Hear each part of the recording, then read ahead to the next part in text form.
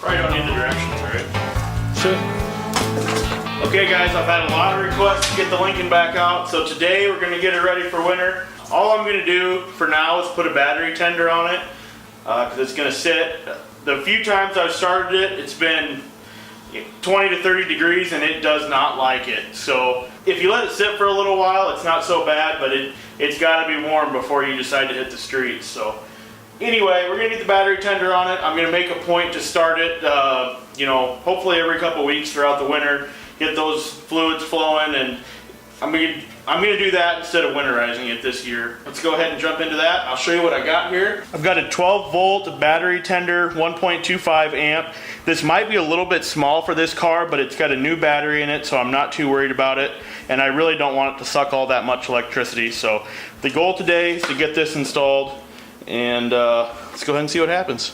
So this one would be easy to replace because they probably sell it in this lane. But this one's great. This one destroyed. Can we just hook this battery tender to the positive and then ground it to the frame, or do we have to ground it to the battery? Should have to do it to the frame. This type of car, you can. Here's a ground right here we can ground it to. Exactly. That way we don't have to mess with that ground, because it is on there good right now. This one's destroyed, but this one's in great condition.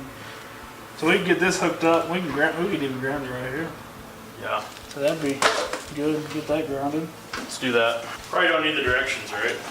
Shouldn't. So what do those cables look like? What's on the ends of them? Easy okay, connection. so it's just the easy connect. So this easy connect straight to that hooks straight right to the box. Sweet. That'll make it really easy. So this straight up to the ground. It can actually hook to this ground right here. Pretty perfect. And this, normally you'd want to. Technically, you'd actually put it right here. That's what I was thinking. If they hit power off of it, you wouldn't have to remove this. This is going to be simple.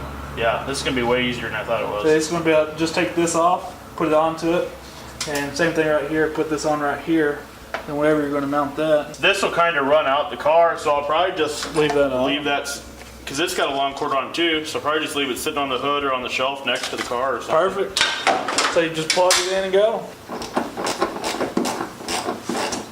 As old as this car is, this ain't even seized up or anything. No. That was easy. Yeah, I definitely need to get a new positive terminal. Negative. Well, negative too, but the positive is only halfway on the battery. This way I'm taking all power away from the system, taking the positive cable completely off, so there's no power to the rest of it before we take this negative off. Always want to disconnect your battery when you're doing. Here, I have some electric parts cleaner to spray those terminals with. Oh, hell yeah.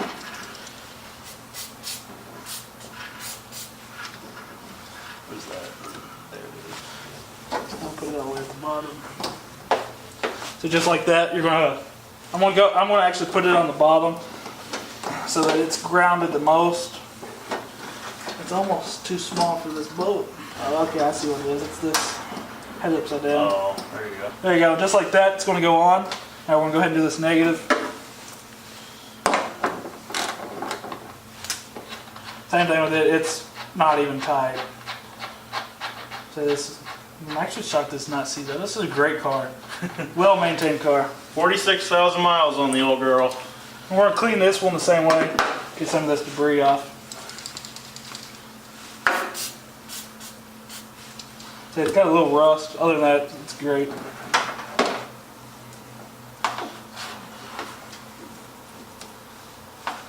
I'm going to put it on the bottom also. Put this one on top of it. Then we're going to go ahead and put this one back on, put the negative, and back to the positive. Is it important to do it in that order, or does it matter? You want to have the positive off so there's no power from the battery when you're working with any electrical items. Okay. It's very important. Makes sense. It's like pretty much any older car, newer car, same way. It's more important on newer cars because you can mess with the computer systems by adding power to something that's not grounded. Mm-hmm. It can throw it out of whack. Pretty much anytime you're working on a car, you want to remove that power from the battery, even if it's just removing the negative cable, but we don't want to do that on this one just because it's such in bad shape. Alright, now we're going to throw this positive back on. So I'm going to clean this too. Let's put some rust on it.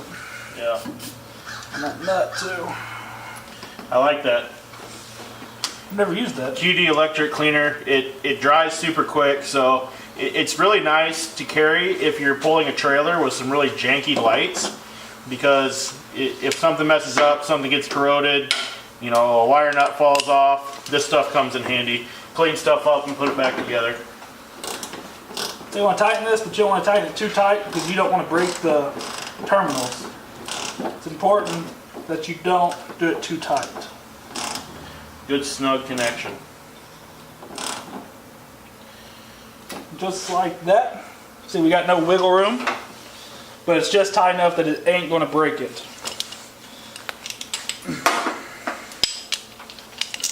Dang, son. And we're going to do the same thing with this one. I didn't tighten it down with my hand first. I always tighten it down with my hand first because it makes it that much simpler. Then you want to hold the terminal in place, because as you're tightening, it's going to cause it to rotate, and these older wires, you don't want it to break. You want them to sit just how they were sitting when you took it off. And just like that, you can now see that it's tight. There's no wiggle room, but it's not too tight that it's twisting and breaking them. Go ahead and plug the tender into the wall there behind you. Alrighty, so as soon as we plug that in, we should get a, oh, we're already getting a charging light. What happens? Is it going to change? We are connected now. Okay, so it doesn't appear that this thing really has any sort of intelligence, because as soon as we plugged it into the wall, it started flashing charging. So it's not actually reading the battery to confirm that it's actually charging. It's just telling us that it's putting out power. Alrighty guys, we're going to let that sit for a while. I'd be kind of surprised if it got fully charged off of this tender today, just because it is a 1.25 amp. But regardless, if anything changes, we'll let you know. If this video goes up and a month later it decides to tell us it's fully charged, I'll let you know in the comments. So thanks for watching, and we'll catch you next time.